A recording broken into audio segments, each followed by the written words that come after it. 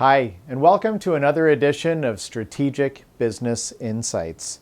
Today we're going to talk about democracy and capitalism, and specifically American foreign policy. So when I went to university in Canada, I grew up in Canada, and I went to university in Ottawa, which is the capital of Canada, and I had a political science course in my first year university, and we had a professor who told us, he said, if you want to understand American foreign policy, the easiest way to do it is to replace the word democracy and the word freedom with the word capitalism in all public statements.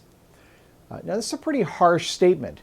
You're basically saying every time the US president or any administration or government official says we're going into Iraq to promote democracy, or we're intervening in Libya to promote democracy, in fact, the real statement should be we're moving into Iraq to promote capitalism, or we're going into Libya or Bosnia or any of these places that the U.S. has intervened in dozens of different places over the years. But the motivating factor behind those interventions is not democracy or freedom, but is in fact capitalism and the free market system. Now, is this true? Often it is. It is quite often true. At least it certainly appears to be true. Now, the other question is it good or bad? Well, the truth is it's not necessary. A lot of people would hear what I've said so far and immediately go on the negative bandwagon that this is evil and America is evil and they're going after money and they're going after capitalism and so on and so forth. But the fact is that capitalism is built on economic freedom. Right? That's what capitalism is. It's the free market system.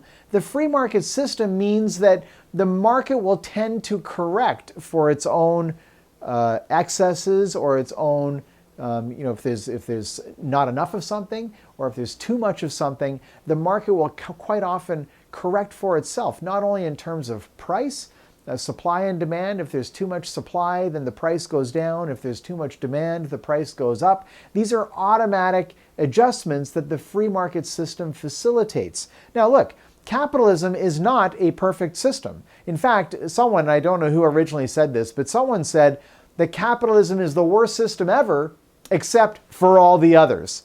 Right? In other words, capitalism has performed better than any other system we have found so far. Does it result in a division between rich and poor? Absolutely.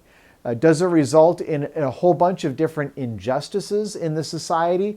Again, quite often between the rich and the poor, or the powerful and the not powerful? Yeah, absolutely it does. Absolutely it does. But it also leverages human ambition and human greed even, and all those things that drive the economy forward. Right? So it gets back to this question of democracy and capitalism, which one came first? Or maybe the better question is, which one is the true backbone of America? Is the backbone of America democracy, or is the backbone of America, in fact, capitalism? Well, I would argue that capitalism might be the more important of the two. Because capitalism is economic self-determination. That the political liberty, giving people the right to self-rule and so on, and political liberty is great, but it doesn't affect people on a day-to-day basis. I mean, they vote once every 2 years or 4 years or whatever, or they have opportunities here and there to contribute to the political process. But economic self-determination, that's how you make money every day, right? That's the job you choose, or the business you start, or whatever you choose to do. That's your freedom every day to earn a living and provide for yourself and your family and those of you, your loved ones and so on. That's a daily impact on your life. So I would argue that capitalism is economic liberty. It's economic self-determination, and that is something worth pursuing, despite the injustices that it brings.